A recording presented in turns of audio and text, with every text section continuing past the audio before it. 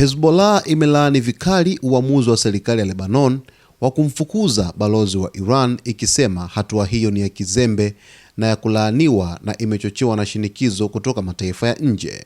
Katika taarifa yake, Hezbollah ilisema uamuzi huo wa kumtangaza balozi wa Iran kuwa mtu asiyehitajika, persona non grata, ni sawa na mapinduzi ya kisiasa na hauzingatii maslahi ya taifa. Kundi hilo lilisisitiza kuwa tuhuma za kuingilia mambo ya ndani ya Lebanon zinazotolewa dhidi ya balozi huyo hazina msingi na ni kisingizio cha kisiasa. Mapema Jumanne, Wizara ya Mambo ya Nje ya Lebanon ilitangaza kufuta kibali cha ubalozi kwa balozi wa Iran na kumtaka aondoke nchini humo ifikapo Jumapili.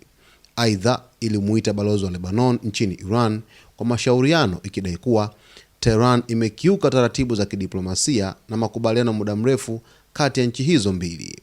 Hatua hiyo inakuja wakati mapigano yanaendelea kuongezeka, huku Israel ikiendeleza mashambulizi ya anga na operesheni za kijeshi kusini mwa Lebanon. Mashambulizi hayo yamekuwa yakiendelea tangu Hezbollah ilipoanzisha mashambulizi ya mpakani tarehe 2 Machi kama jibu kwa mauaji ya kiongozi wa Iran Ayatollah Ali Khamenei. Kwa mujibu wa mamlaka za Lebanon, zaidi ya watu 1072 wameuawa na wengine 2966 kujeruhiwa kufuatia mashambulizi ya Israel.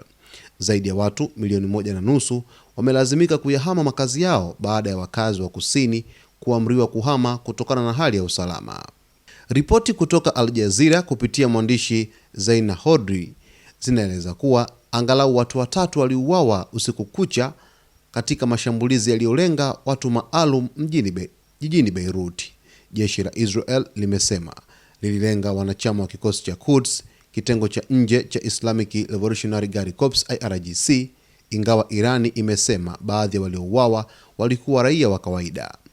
Mapigano haya yanaendelea huku watu wengi waliokimbia makazi yao wakati wa vita vya 2023 hadi 2024 wakiwa bado hawawezi kurejea nyumbani. Vikosi vya Israel vinaendelea kushikilia baadhi ya maeneo ya Lebanon huku mashambulizi yakiendelea kuripotiwa. Mvutano kati ya serikali ya Lebanon na Hezbollah umeendelea kuongezeka, hasa baada ya serikali kupiga marufuku shughuli za kijeshi za kundi hilo. Hata hivyo, Hezbollah imekataa kuvua silaha, ikisisitiza kuwa Israel lazima iondoke kwanza katika ardhi ya Lebanon. Kundi hilo ambalo linaungwa mkono na Iran ni sehemu ya kile kinachoitwa muhimili wa upinzani unaojumuisha pia makundi kama Wahouthi wa Yemen na makundi yenye silaha nchini Iraq, likiwa linaelekea kushiriki katika mvutano mpana wa kikanda unaohusisha pia Marekani na Israel.